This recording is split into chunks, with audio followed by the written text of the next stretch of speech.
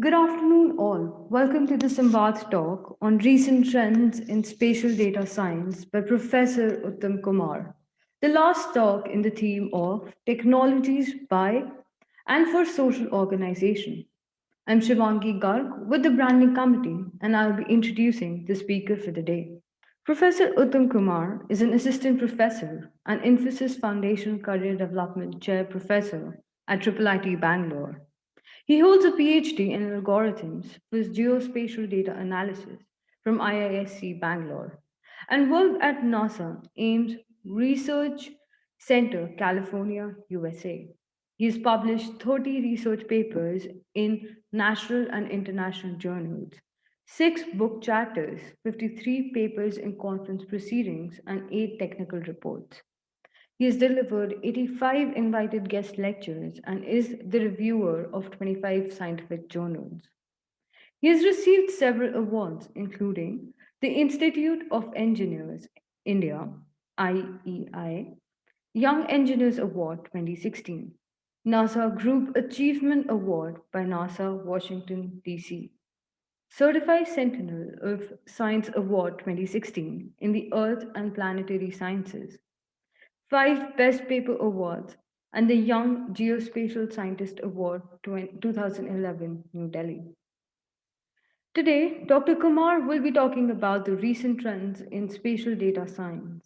Spatial data analytics touches the lives of billions of people around the world and has emerged as one of the major technologies for solving a range of problems such as land cover, land use classification, vegetation cover mapping, precision farming, deforestation studies, flood management, tracking endangered species, location based services, logistics, public safety, etc. It includes spatial databases, spatial data mining, machine learning, augmented reality, cognitive science, computational geometry, topology, graph theory, spatial statistics, and social science. Current state of the art methods include applications of spatial spectral classifications, object detection, segmentation, spatiotemporal analysis, hyperspectral data processing, etc. Today's talk by Dr. Kumar will present some case studies of pothole classification and segmentation, power line detection, and crop type mapping from UAV data. We warm heartedly welcome you, sir, to deliver a talk on recent trends in spatial data science. Before we get started with the talk, I would like to thank the audience on both the Zoom meeting and the YouTube live stream for attending the talk. On behalf of the Samvad team, please feel free to ask your questions in the chat boxes. We will take the questions at the end of the talk. Now, I would like to request Professor Uttam Kumar to begin his talk. Thank you. It is my honor and privilege to present some of my ideas and current research at Samvad, and I'm grateful to Professor Jaya for taking the initiative to uh, broadcast Samvad talks for everyone. Let's begin the session. So I will be essentially talking about some of the recent trends in spatial data science, and then we will look into some of the individual growing areas in spatial computing in GIS. So many of you are already aware of the term data science and has become very popular in the last 4 to 5 years. So in this context, spatial data science can be actually viewed as a subject of generic data science that often focuses on spatial characteristics of spatial data. That is importance of the question where, WHERE, where. So with this small introduction, let us get into the talk now. In this particular session, I will be talking about spatial data mining, GIS, remote sensing, digital image processing, and then also talk about large scale geospatial data analysis. So these are my research areas, and uh, often happen to often are some of the emerging areas currently. So Let's now talk about the introduction, and then I will take into subpixel classification. Then we will talk about big data and spatial database, and finally data integration in the context of spatial database.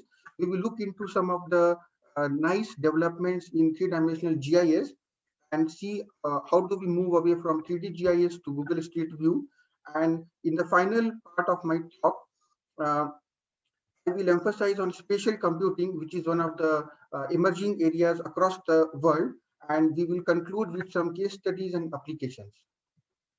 So we live in two worlds. One is a natural world and one is a constructed world. All of us know that natural world is often self-regulating, whereas the constructed world, which is often managed by humans. So we have actually done a lot of uh, changes in the real world, and therefore because of the changes either due to land use change or due to construction activity and so on, there is always a conflict between the natural world and constructed world. While we are trying to fulfill our needs and through the resources that the world provides, there is often increasing conflict between the two worlds.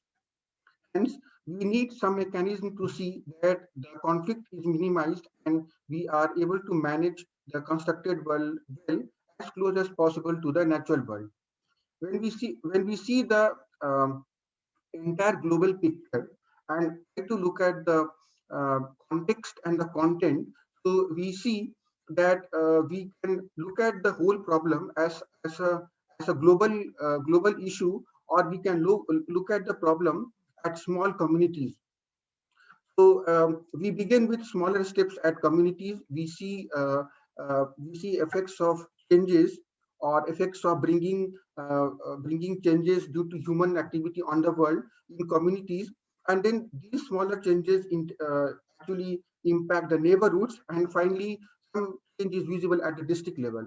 When we see the problem at a global level, we do not too much worry about the local phenomena, but we focus on patterns, on linkages and trends. So patterns could be, for example, the climate change or the global warming, and the linkages could be the effect of melting ice in the Antarctic to the southern hemisphere to the rest of the world. And because of these changes happening globally, we often see trends. We often see trends in the spatio-temporal domain, such as increasing temperature throughout the world, or global precipitation, and so on. So, as a scientist, or as a part of a scientific community, we are more bothered in trying to study patterns, linkages, trends across the globe or at a continental level, and see the impact of these changes across the country or across the states. Before I go into details and talk about let's say what do we do in this particular area, it is important to introduce the term GIS. So many of you may already be aware that GIS actually stands for Geographic Information System. More often in the last decade, people have started calling it Geographic Information Services because of the enormous opportunities it provides and enormous way in which it facilitates our day-to-day life. Uh, so GIS as such, in particular, refers to any information on the earth or geographic information talking about where things are and with a description what things are.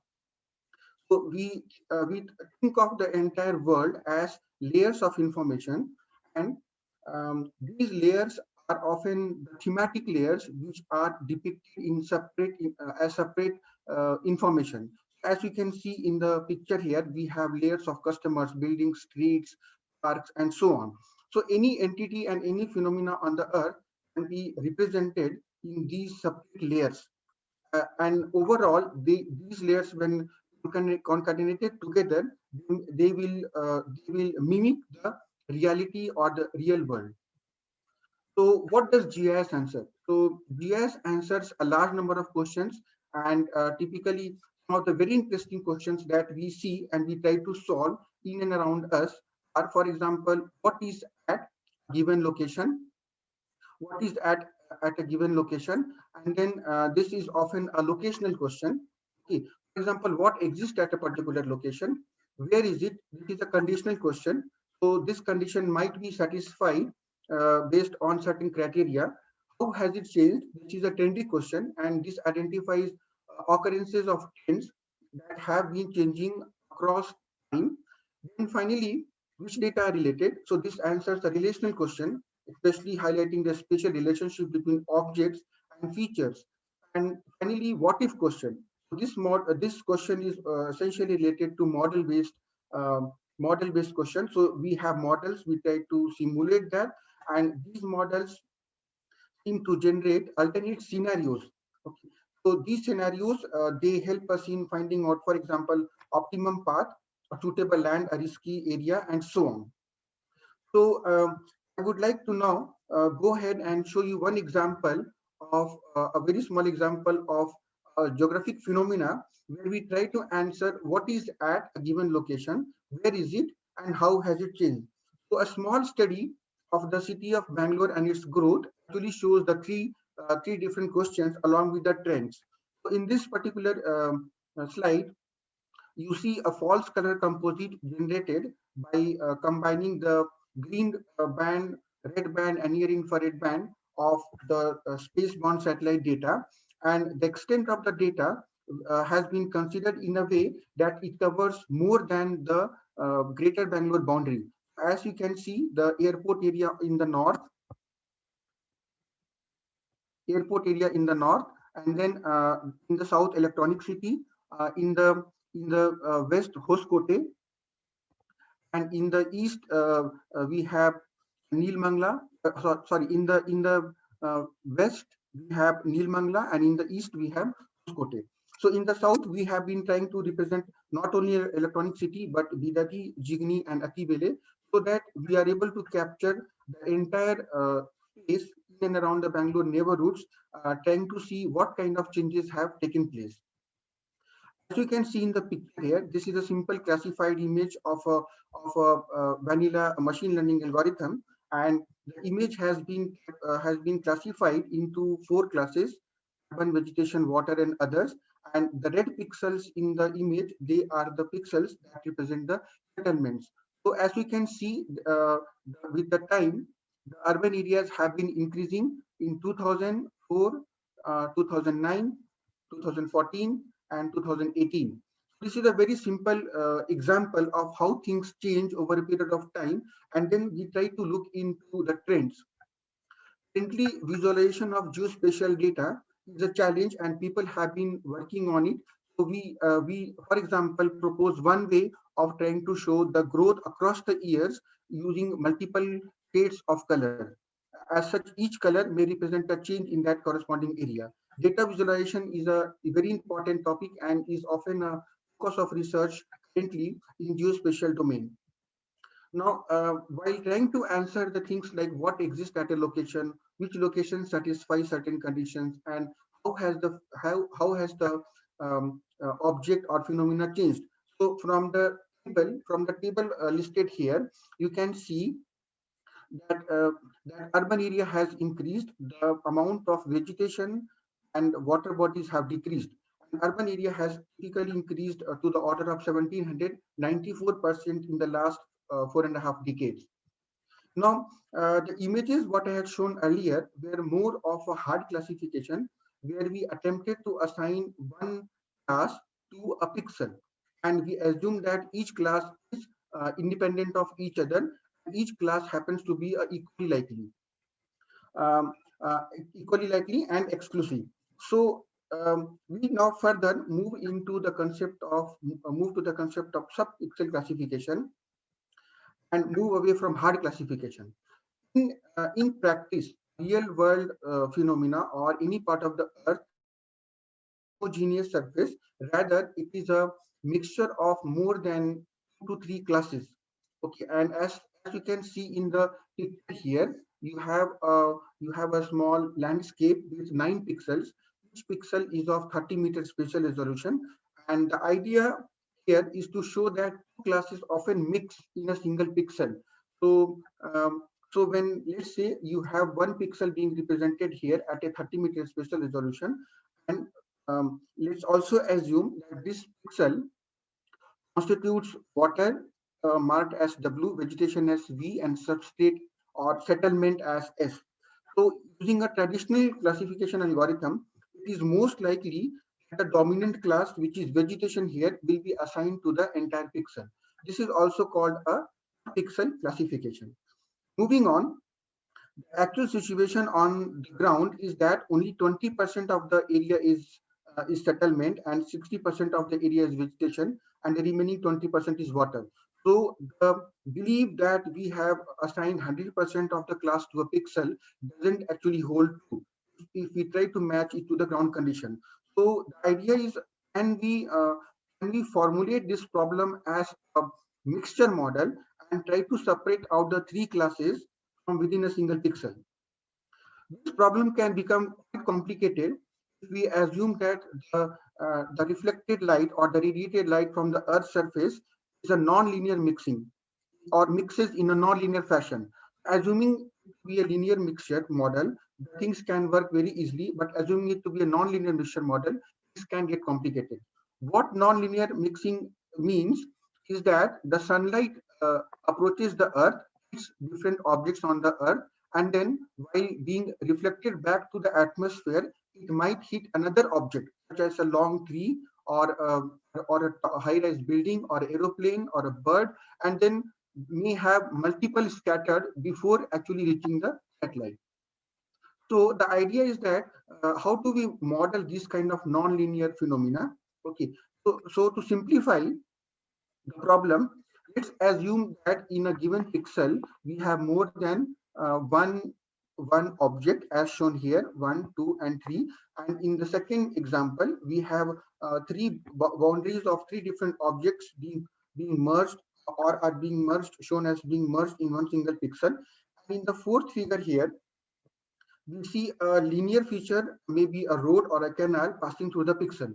So all of these examples shown here represent mixed pixel that can either be represented in a using a linear form of equation or a non-linear form of equation. Lot of work has been done in trying to solve this problem, and a simple approach to solve this problem is using ordinary least square.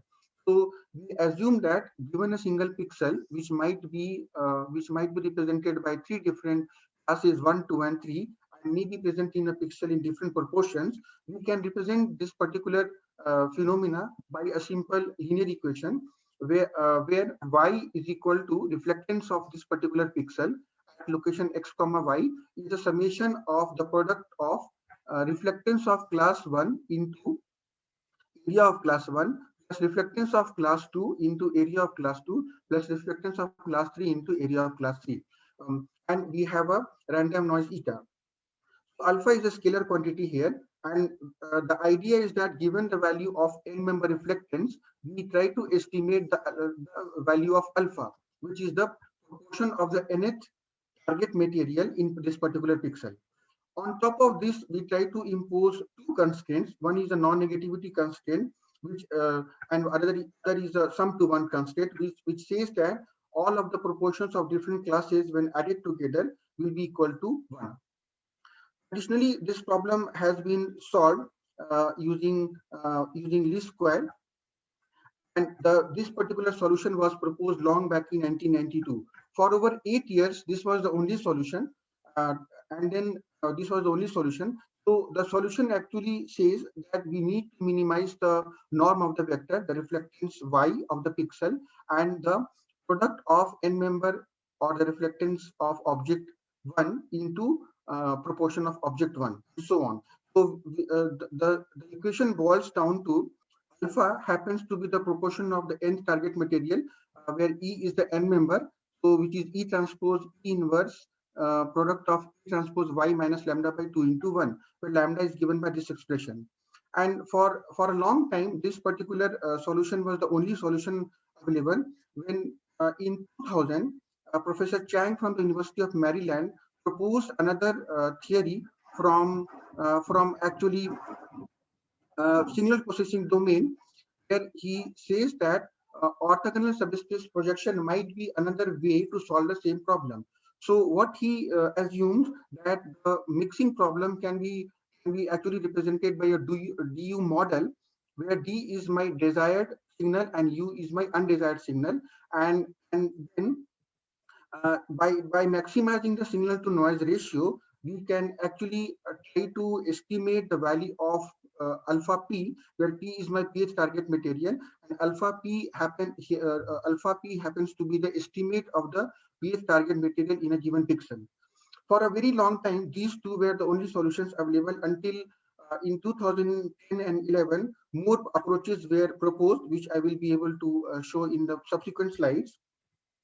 Uh, Now coming back to the nonlinear Mishra model, there were few attempts to solve this problem, and people had talked about neural network being used to solve this, to attempt this problem. So we had actually tried one of the neural network variant here to see if we can address the problem of nonlinear mixing of objects in a single pixel.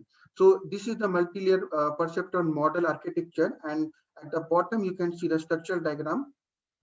And now, from this point onwards, I will talk about the data sets that were used in this small simulation and show you the results. So we had the spectral reflectance value of 4 different materials: alunite, butadienite, colonite, and calcite, which were downloaded from the Jet Propulsion Laboratory website. And from the spectral reflectance, we were able to generate 200 synthetic bands, which we call it a hyperspectral image, using the equation shown here. So initial experiments were conducted on this computer simulated data before we could apply on a real-time data. At the bottom, you see four different classes, and this is a supervised classification per pixel classification, just to see how good the unmixing process works. So in the top image, we see that figure A is the classified image, and B, C, D, E are the output that have been obtained from a linear mixture model. And in the second row, we see the output of the 4 target classes using a non-linear mixture model. So here in unmixing, we get one abundance map for each class. Therefore, we have 4 abundance map. Abundance will range from 0 to 1. 0 means completely absence and 1 means completely presence of a target material in a given pixel. So the places where you see white are the locations where that particular class B, for example, is dominated, whereas in all other areas it is missing. The two graphs at the bottom show how well the linear mixture model and the non-linear mixture model they perform compared to the real-time ground truth datasets. When the same method was applied on a real-time data, with 4 different resolutions from 1 meter to 4 meter and 25 meter to 250 meter, we saw that when we saw that the abundance from the methods, that is the ordinary least square and the signal subspace projection, were almost similar and were comparable for 2 class and a 3 class problem.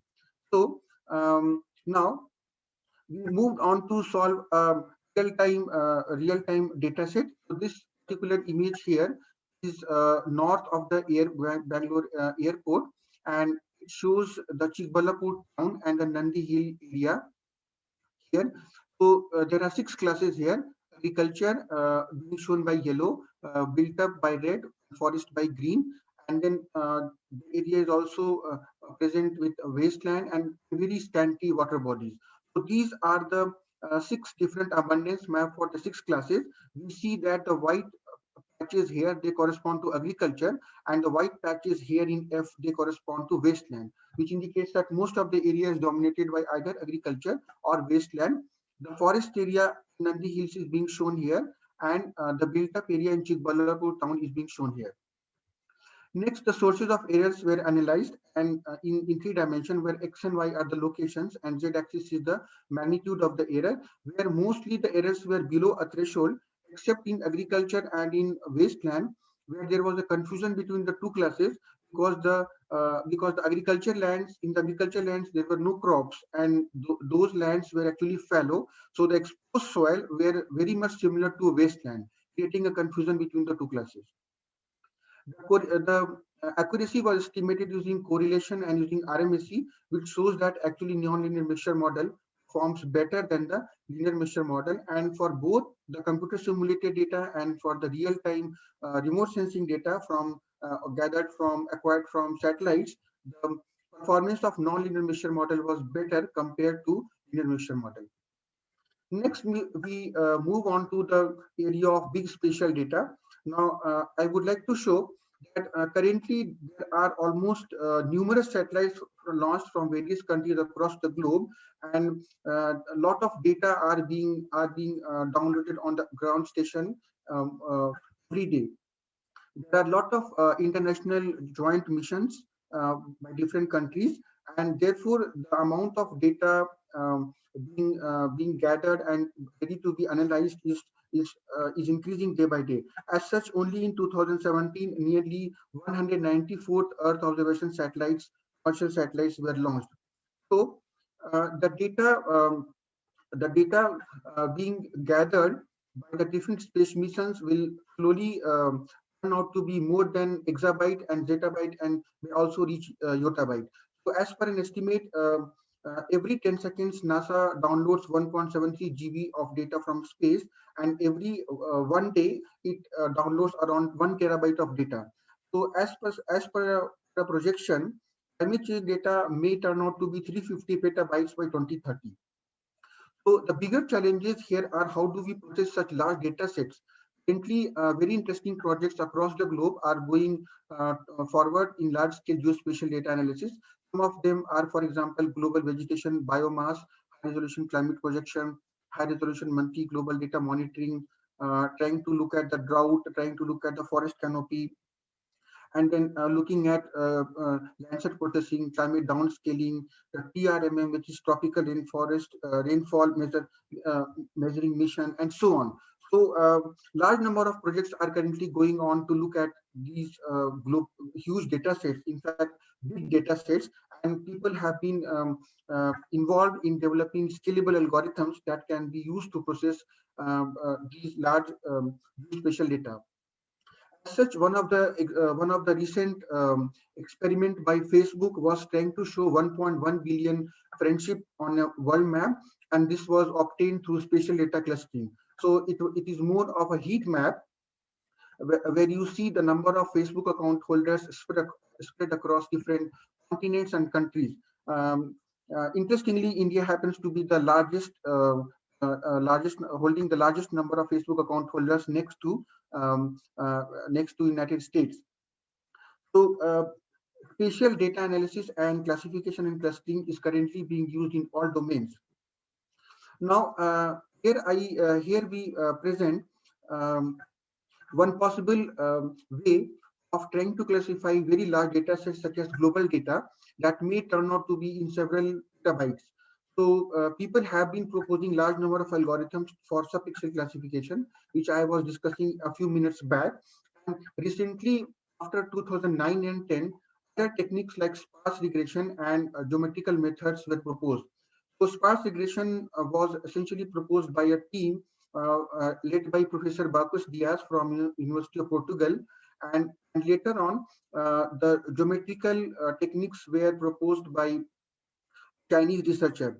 So currently, a large number of techniques are available that can perform subpixel classification. A classic example of sparse regression is the Sunsal algorithm, which stands for sparse unmixing via variable splitting and augmented Lagrangian.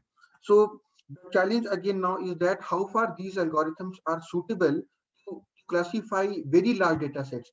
Most of the papers published focus on very small toy example that they work with something like 500 rows by 500 column, but in real time people have to adopt to scalable algorithms which can actually process very large data sets.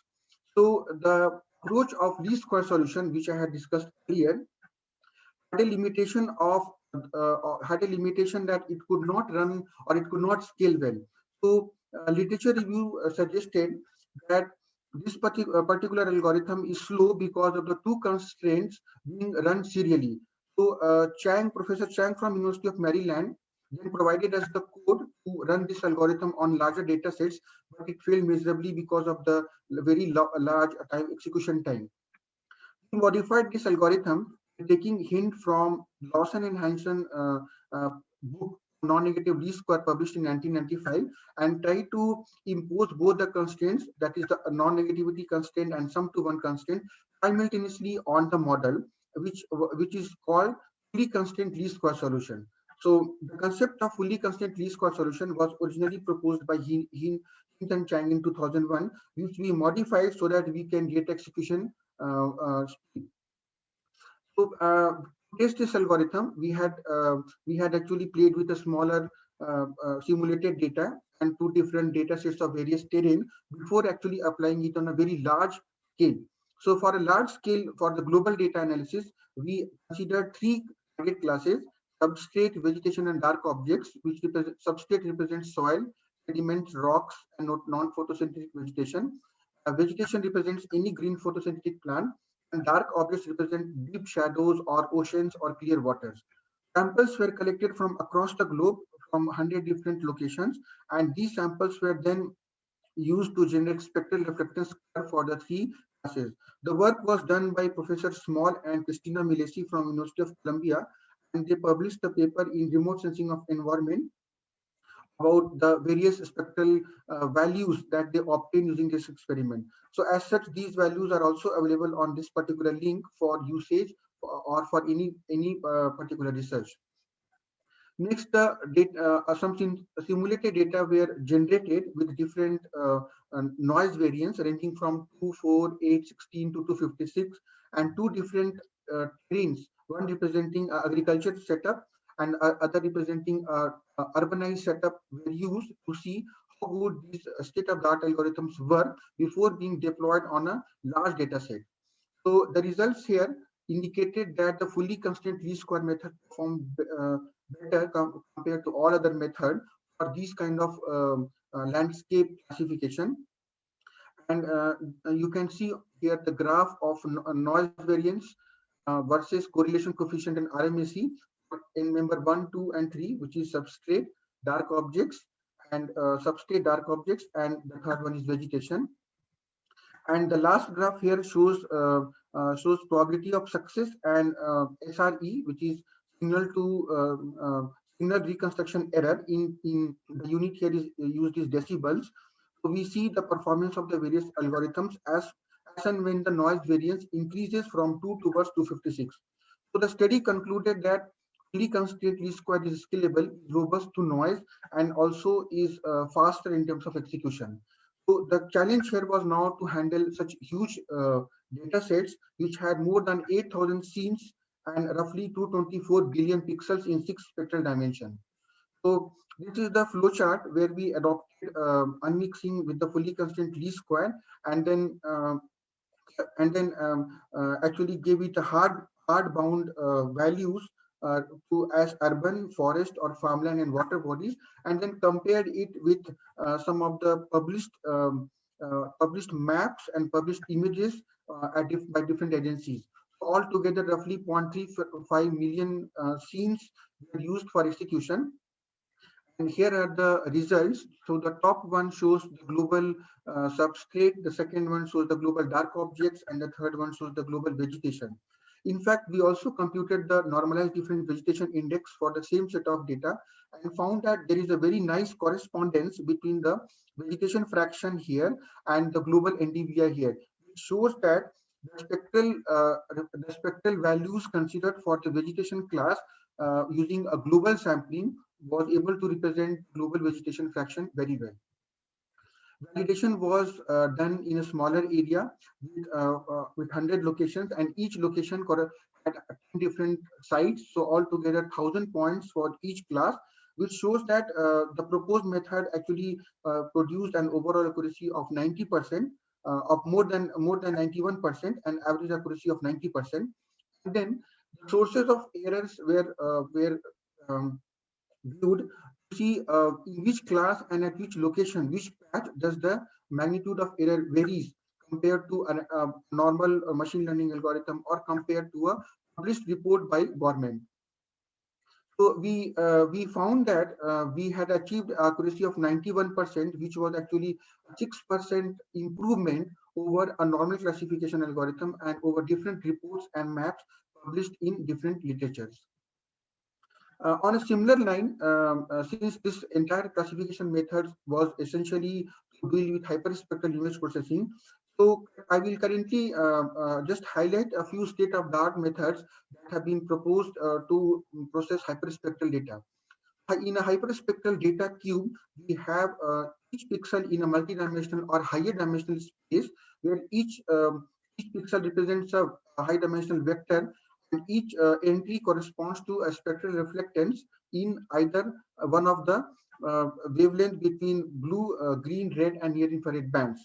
Challenges in trying to process such large data sets is that um, unlike normal classification, we have to deal with both the spatial aspect as well as the spectral dimension, the large spatial variability of spectral features, and it is sometimes difficult, or in fact very difficult, to capture both spectral and spatial correlated features. Finally, because of the difficulty in reaching certain parts of the world, there is always a limitation in the amount of training samples available, which limits the performance of the algorithm in high dimensional data processing. So current state of the art include stacked autoencoder, 3D CNN. Stacked autoencoder is actually a neural network consisting of several layers of stacked autoencoders, and here each output in the hidden layer is connected to the input of the successive hidden layers. Uh, the plus, or I mean, the advantage of this approach is that spectral information is learned well, whereas the same algorithm neglects spatial information, and neural network, in fact, lacks to capture discriminative features. Another approach proposed in 2016 was 3D CNN for solving hyperspectral image processing, which actually offers a more effective method simultaneously extracting or working on both the spectral and spatial features in hyperspectral data cube. Advantage is that we can work on both spatial and spectral dimension, but the disadvantage is that it has a huge number of parameters. Training time is often very high for a real-time data, and often the algorithm overfits the training data because of the limited amount of training data available. Recently, another state of the art was proposed in 2017 called two-branch CNN. So here one branch captures the spectral information and the other branch captures the 2D, other branch uses the 2D CNN to capture spatial information. So now very often the focus has shifted from spectral classification to addressing both spatial and spectral properties of pixels together. Both the features are concatenated at a later point in time and then are forwarded into a stack where they are fully connected. So the advantage of this approach is that it captures both the features, spectral as well as spatial, and has been found to be faster than 3D CNN, whereas the disadvantage is that it leads to overfitting and concatenation of both spectral and spatial features. They seem not to capture correlation between the various objects present in the scene. Google has done very fantastic job in big data domain, and has come up with a nice concept of cloud-based geospatial data processing system that combines petabytes of data for scientific analysis and has been used to detect changes, map trends, quantify differences in Earth, and so on. So they call it Google Earth Engine, or in short GEE. GEE has almost 5 million satellite images in this cloud, and which have been acquired over more than 40 years and are ready to use datasets for global scale analysis. And most of these datasets have been captured from the Landsat satellite. So Google Earth data catalog consists of Landsat and Sentinel data, Moody's data, terrain data, land cover, atmosphere, and so on. It has climate and weather data, imagery data, and imagery from various satellites across the globe. They have geophysical data, terrain data, cropland data, and land cover data, nighttime data for the entire world, as you can see in the picture here, which is called DMSP-OLS, which is Defense Meteorological Satellite Program Operational Land Scan System. It provides the emitted light from different parts of the earth in night time and has been used widely to see the differences between urban and rural areas using the uh, intensity of light being reflected from various parts of the world. Google Earth Engine has been also used for global forest change by Professor Matt Hansen, who is in University of Maryland, and he has been able to use global data to show the global forest cover change uh, through this study, which was published in Science in 2013. Google Earth Engine, as such, also has a lot of high spatial resolution data. As you can see, flights here in the scene, which has been captured from NAIP imagery, National Aerospace Program, National Aerospace Integrated Program. So this particular image is of 1 meter resolution in panchromatic and 4 meter in multispectral, available for the most part of the world. Google has come up with a very nice concept of time lapse, which collects data in temporal dimension from 1984 onwards till 2020, and has been able to do very interesting studies related to urban growth studies, deforestation in Brazilian Amazon area, looking at surface temperature across the globe, climate projections, and these data sets are all available in the Google Cloud. Anyone interested in such studies can actually browse the data and use the Google Cloud platform to run their models and see the various scenarios.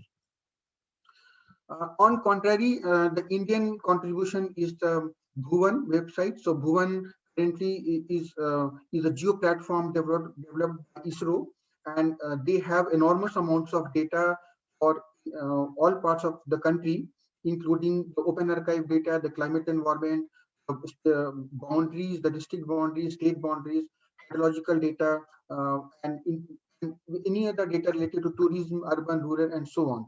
So it is a good time now that Bhuvan comes up parallelly with Google Earth Engine and also provides cloud-based platform for computation. Now, let us move to the third important topic in databases, which is typically where I will talk about spatial databases and what are the challenges in data integration. So let's look at a small query. List the top 10 customers in terms of sales in the year 2019. Okay, so for this query, the database will not scan through all the customers. It will use an index to narrow down the search. But look at another query. List all the employees who reside within 10 kilometers of IIIT Bangalore campus, or list the countries with the highest number of neighboring countries, or list countries which are completely surrounded by another country. Typically, these kind of queries, which are not readily possible by traditional databases, have to be processed using spatial databases. Moving on, so the problem how a spatial database will try to solve is that it will transform the IIIT Bangalore's campus location and each employee's address into a suitable reference system. Possibly, it will be a set of latitude and longitude, and then it will compute distances and then compare the distances. So based on this, it will try to find out the list of employees who reside within 10 kilometers. Indexing may not be used here to narrow down the search because traditional indices are incapable of ordering this multidimensional data. So a simple query here can send the DBMS into a hopeless tailspin. Therefore, there is a need for a specialized spatial DBMS that can handle spatial data and also spatial queries. Spatial DBMS provides spatial data models, and the new part here is the abstract data types, which are used to support query languages from where ADT, the abstract data types can be called. Spatial databases, they also support spatial indexing, and they have very nice algorithms to process spatial operations and domain-specific operations. So some of the very large companies have come up with nice spatial database products such as the Cartridge by Oracle, Datablade by Informix, Spatial Information by Spatial Option by IBM, and Spatial Data Engine by SD. So a GIS as such is in the front end and SDBMS is in the back end. And the GIS fetches data from SDBMS for processing and then sends it back to the SDBMS. So GIS uses SDBMS to store, to search, to perform a query, and also to share large spatial databases. So very nice question. For example, how has the situation evolved over time? for example, climate change, can be solved using spatial databases. Now, trying to look at the various sources of data, we have data from scanned maps, digitized maps, databases such as tables, reports, publications from space-borne satellites, real imageries from drones, from GPS, from laser scanner. So we see that the sources of data, the types of data, the units of data, the scale of data are all changing from place to place along with the spatial coordinates. It is really very challenging to find out a solution where we can integrate some different sources of data into a single volume or a single data queue. So a lot of research is currently going on as to how do we uh, integrate these data sets in a common platform, and while trying to um, perform a conversion from one format to other, what are the properties of the data that are lost during conversion? Let's now move on to three-dimensional GIS. So three-dimensional GIS has become very popular currently in trying to use it for urban planning, in video games, in 3D animations, in augmented reality, virtual reality, and so on. And uh, 3D GIS actually gives us a more realistic view of the Earth's terrain compared to a 2D view. So all of us might have seen this kind of simple maps many a times, almost 1 decade back, where we use these kind of maps mostly for navigation. Let's say being used in a train, Indian Railways timetable, or available at a city bus stand to look at the buses and their routes. More often, a better map was proposed, and then it was used in a large number of applications where individual buildings were shown as 3D icons, and so that the users or the readers get a better feel of the map. Recently, with advancements in computer graphics and rendering technology, three-dimensional GIS have been able to come up with very nice augmentation where they are able to show the buildings exactly as per their shapes. As such, Google has done enormous jobs and currently leads the state of the art in trying to integrate data from various sources and and try to integrate maps to satellite images to street view. As such, I have shown here one small area in San Francisco City, which is called the financial district. And now, uh, on this particular image, the Google Earth image has been overlaid to show you the amount of urbanization in that particular area. And here you can see that that the Google has how well integrated the street view all the way from space to the ground, and has been able to show the 3D view of the different places of the different places in a single data point. So the idea is that how does Google transform so much of data into a single point multidimensional space? So the data integration is currently still a challenge and is being worked as such to develop more interesting rendering surfaces. So the idea here is that how do we drill down from different data layers, and that involves more of geospatial analysis, including data mining algorithms, application of statistical methods, information retrieval techniques, and how do we incorporate time into spatial database through models, through analytics. So we try to look into some of the unique features of spatial data. So in spatial data, the concept is that everything is related to everything else. Okay, but nearby things are more related than distant things. So one of the fundamental assumptions in statistical analysis is that data samples are independently generated. Okay, however, in spatial data, this assumption is not valid. In fact, in spatial data, the objects nearby happen to be highly self-correlated. For example, people with similar jobs, similar occupation, similar background, they tend to cluster together in the same neighborhood. Now let's see what are spatial patterns. So there are classic examples way back from 1855 about the Asiatic cholera in London, where a water pump was identified as a source. And then the next example was Gondwana land, where people believed that all the continents formed one land mass, and the 1909 fluoride health gums.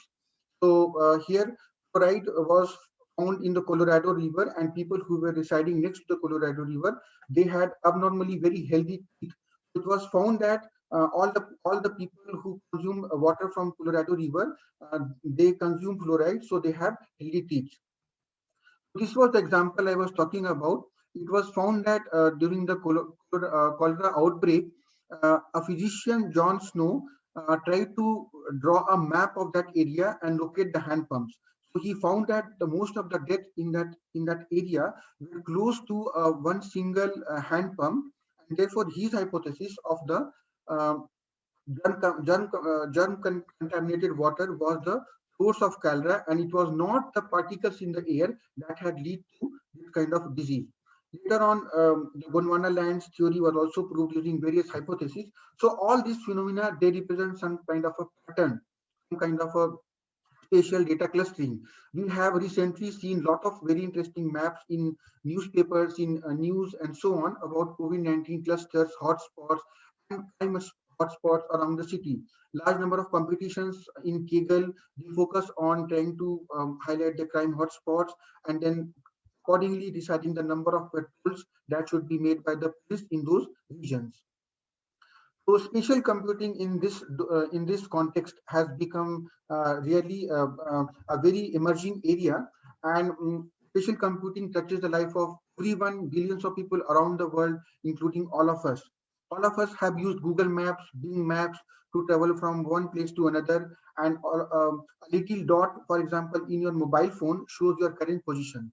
So attention has now shifted from moving or locating the smallest route to finding out the ecological route or the green corridor. So people now do not want to move on the shortest route, but they prefer to move on ecological routes or the green corridor and so on. Many of us use Yelp, TripAdvisor, and a number of location-based services, such as a great place to eat. So all these are examples of GIS as a service, and spatial computing plays a great role. We are probably, many of us might have used Common Floor, 99 Acres, Zillow, Trulia, and so on. And every day in everyday life, we talk about Ola and Uber. All of these provide location-based services where we are able to book a taxi or book a hotel or look for an apartment right away from the comfort of your smartphone. Spatial computing is now being widely used in precision agriculture, in tracking endangered species, in site selection, logistics, in public safety applications, and so on. So now in the last part of my talk, I would like to show you some applications where some of the group members here are working at the institute. This was the one of the research done where we proposed an automatic feature selection from two different satellite images, and we tried to register them using the algorithm SURFan. So here the idea was that Landsat has been the satellite Landsat from United States has been providing Earth, providing pictures of the Earth from area from 72 onwards till date. And the European Union recently launched a Sentinel series of satellite from 2013, which they plan to extend it to almost 30 to 40 years. The idea is that if we are able to blend both the data sets, we get really a very large time series data. But the problem or the major hindrance here is that the images in from Landsat from the Sentinel, they have a small shift, and the shift is almost equal to 30 meters in 3 Sentinel pixels or 10 meter in one single pixel. So the challenge is how do we actually form a pixel to pixel registration between the two data sets. So in this work, we had proposed an approach called SURFan, speeded up robust feature fast approximate nearest neighbor. Here we try to extract the features from the two images, and then we call these features type points, and then we try to match these type points between the two data sets, and then further perform the geocoding using any of the algorithms such as conformal, affine, projective, or bilinear transformation, bilinear interpolation. Geocoding is first done using conformal, affine, and projective transformation, and then resampling is done using bilinear interpolation and nearest neighbor algorithm, and finally cubic convolution. As such, in the picture here, you can see that that there is a pixel here shown as red color and one as blue color. So these are this is the output from two different images merged together. Okay, and it shows that there is because of the shift, the same pixel in after merging is depicted as two different colors. Whereas in the next image B, you see that after the geocorrection has been done, the same pixel now overlaps exactly, and the shift has gone. So in the second picture here, you see lakes here shown as black color with three different locations, and then after the geocoding is done, the location actually changes, and then now overlaps exactly on the two data sets. UAV has become very popular in these times, and it has been used in a lot of applications, including traffic monitoring, precision agriculture, and so on. We have done some very preliminary study using UAVs, and the work were published in Incon Japan last year and in IEEE Indicon. So in one of the work, we had used smartphones to detect the potholes on the roads, and we captured around 1,200 images from across electronic city area in Bangalore, showing different kinds of potholes.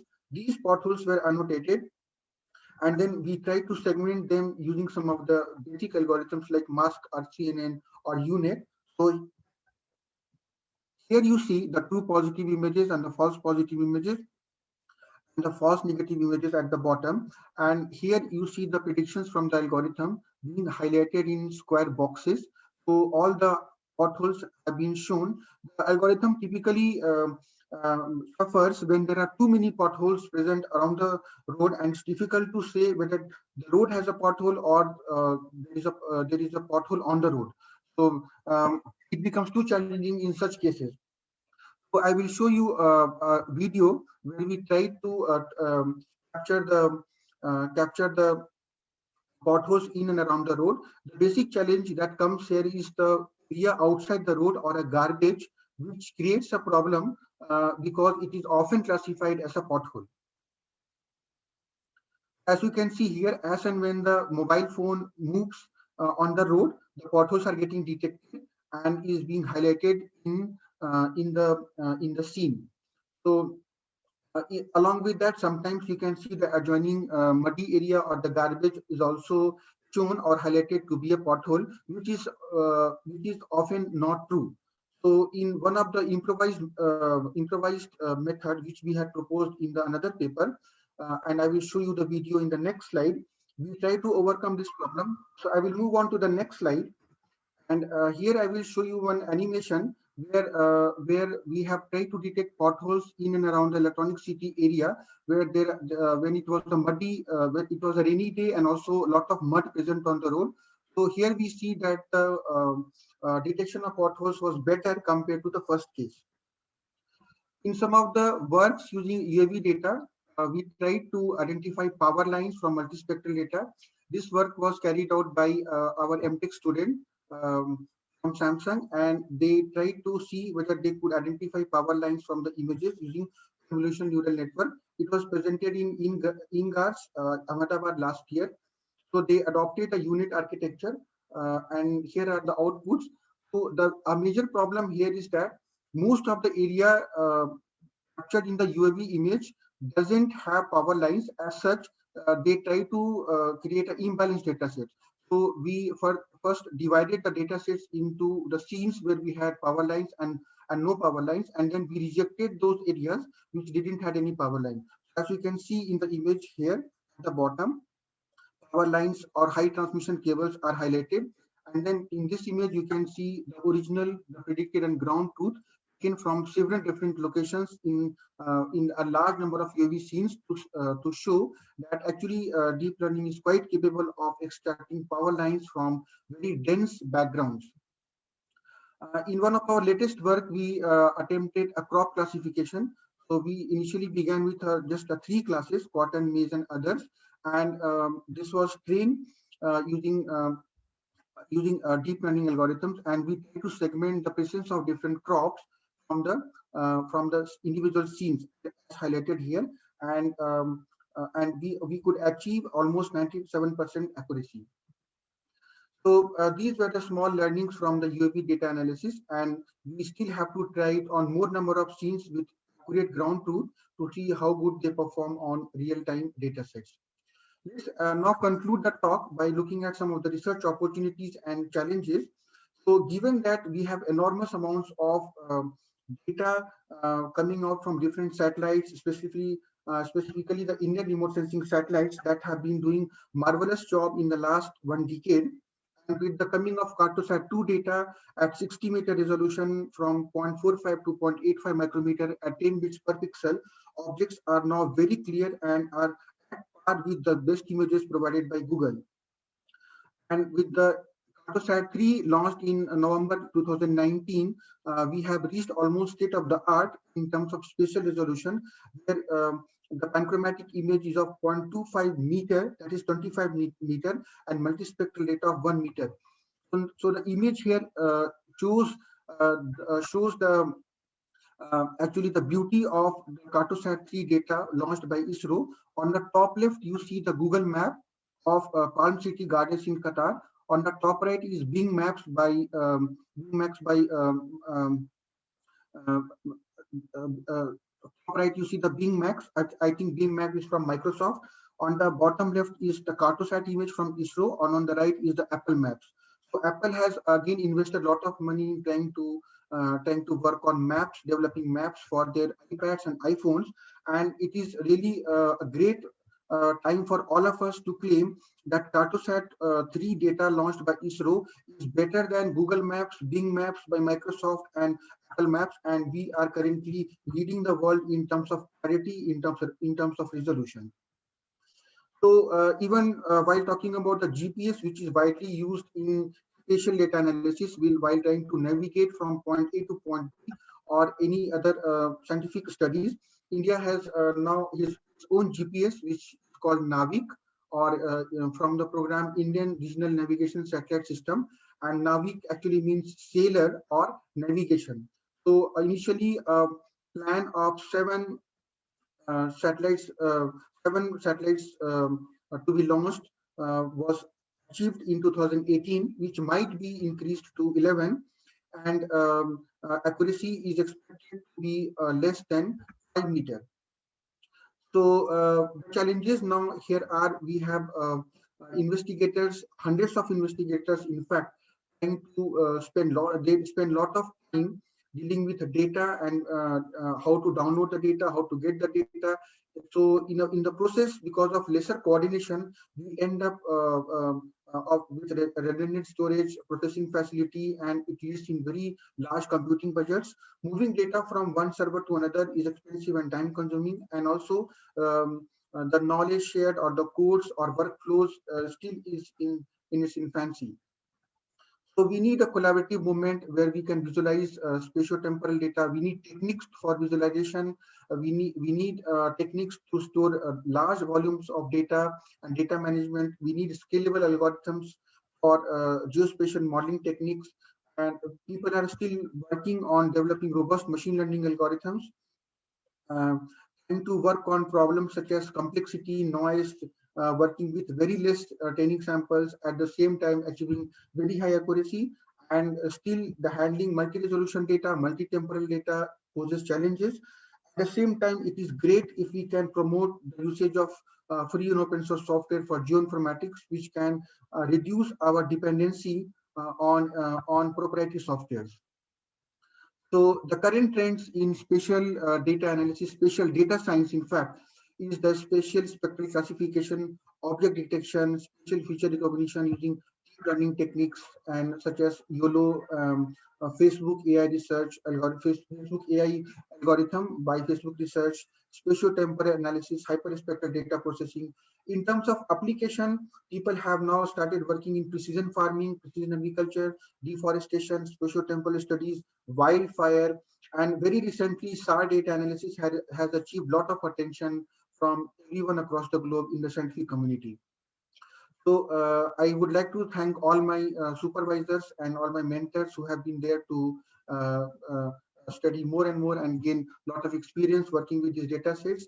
And I would like to heartily thank all of you for patiently listening to me for more than an hour.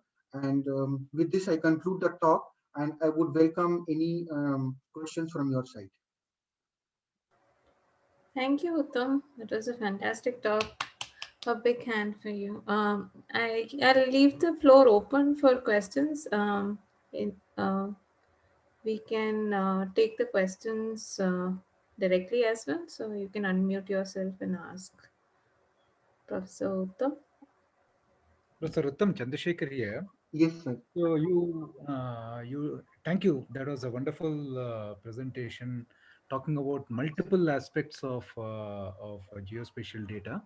So my question is, do you, considering that the GIS itself, right, the geographical data in terms of the coordinates and so on, so that in itself has got its own query patterns, right? The kind of queries that need to be asked, and you yourself talked about, right, who are all the faculty members who live within a specific radius of right, so they, Yes. so in addition to that, those kind of queries, and then we have the traditional databases where you did talk about indexing and stuff like that. So in terms of the maturity of the systems, Mhm. so what is the maturity levels in terms of being able to combine both these forms of query on a single data repository? I'm not necessarily talking about a single database, but Mhm. at least in a unified repository. Is it no, what is the state of the art in terms of being able to combine queries of both the forms? For example, just to take the same example that you talked about, right? So Yes. what are all the I mean, if you look at the transport use case, Yes. right? So the ticket sales data could be coming in from my traditional database, and then I can combine it with geospatial queries saying that so which are all the high ticket sales data within the radius of 1 kilometer, for example. Yes. Exactly. So how does that work, and what is the state of the art with respect to that?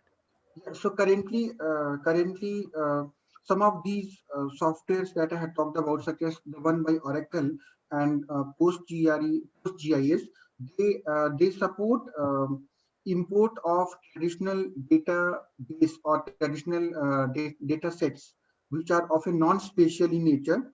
They support these softwares. They support import of those kind of data sets, and it's possible to merge the spatial component and the non-spatial component through some kind of let's say key.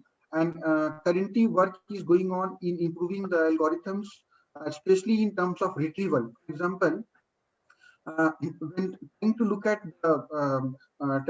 the shortest route, or for example ecological route from, or a green corridor from moving point A to point B, still Google Maps are faster, no doubt about that. But we may still require or desire to have better efficiency in terms of spatial queries. For example, even the Google search queries that we do, they may sometimes delay a little bit by a second, or by a order of magnitude of few milliseconds, even in terms of complex query processing. So as such, whatever operations we do in day-to-day life are very simple queries and are well supported by these available database systems. But more complex queries, for example, trying to one such example I had quoted here, trying to find out all the countries that surround India. So this is a slightly a database which may require, considering all the countries boundary that surround India, will require a few computation before the query results are displayed. So likewise, there are many other applications where currently available database system may not perform very quickly, or may not give you results up to the expectation of the user. So algorithms in terms of search, in terms of optimizing the queries, are still being developed. There is a group in University of Minnesota where Professor Shashi Shekhar is leading the group, and he is currently working in this spatial databases. He has in fact also published a few books on spatial databases, but the amount of maturity which a traditional database has is far ahead of as compared to a spatial database. So we are still lagging, but hopefully sometimes in future we may be able to catch up with some of the best database systems currently available. Excellent. So that also means that that may throw up interesting research opportunities as well. Yes. Exactly, exactly. Yes. Thank you. Thank you. Uttam, I had a question for you. Yes. So, a lot of the work is done in 2D space plus time, I mean, equivalent to 3D in dimensionality, right? So, are there enough number of applications? I'm guessing there are enough research challenges, but are there enough applications which actually use 3D plus time? So, 4D in that sense? Um, I think usage of 4D is coming slowly. It may take some time, but Right. somewhere down the line, for example, in video games or in augmented reality, people have been using 4D. Mm. I remember there is a startup in our institute who has been, I mean, they are active in developing these concepts. They are in especially in applications. So, for Right. example, trying to show you the campus view in a Right. three-dimensional, or maybe a walkthrough Right. can be created using this 4D. But still, the Google recently attempted to go into that direction using Google Lens, and uh, some wearables are now coming with giving you that option of rendering objects and viewing objects in three dimension. But it may Right. take a while before it reaches all of us and becomes, I mean, as common as the 2D scenes. Yeah. Right. So 3D CNNs are used for 3D data, as in 3D in spatial dimensionality, right? Yes. So here we consider the location as Mhm. well as the values of the pixel, which is the reflectance value. So Okay. therefore, 3D CNN proved to be, I mean, in that paper, they have shown that it captures not only the spatial detail, but also the spectral detail Okay. in that hyperspectral data cube Okay. Okay. But that's still 2D in space and 1D in time, right? in time, exactly. Okay. 3D in space and 1D is the spectral value of the pixels. So they Right. do not have a time series data. They have Right. only one time data. So the third dimension comes from the spectral value. Okay. Okay. Right. So that's the entire new concept, that how do we develop or work on algorithms that can capture not only spatial but Mm. also the spectral domain at the same time. So, if you have higher dimensional data based on your hyperspectral imaging and all of that, you will then require multidimensional Yes, yes, CNNs. Or exactly, exactly. will 2D, 3D CNN itself work? So for example, this particular data set that you see on the screen Right. is has a large number of bands which can, let's say, go beyond 100 or even 200. So Right. a single pixel will have a location as well as the values of each pixel in this dimension, wavelength dimension. Okay. So this huge data set, and if you consider every individual pixel across the data cube, it forms a very large part of the data, which is slightly difficult to process using traditional algorithm, where these stacked autoencoders, 3D CNN, and in particular this two-branch CNN have Mm. shown to be of great utility and as promised in the paper. I think we can close the talk. Thank you again, Uttam. This has been a great Thank you talk. very much. Yeah, thank you for giving such a wonderful talk and publishing so well in big venues and all of that. And spatial data is very important these days. I mean, it has been important for very long, and there are still so many open challenges. So it's exciting that you're leading a lot of work in this area. Right? Thank you so much. Thank you. Thank Bye. you for joining here.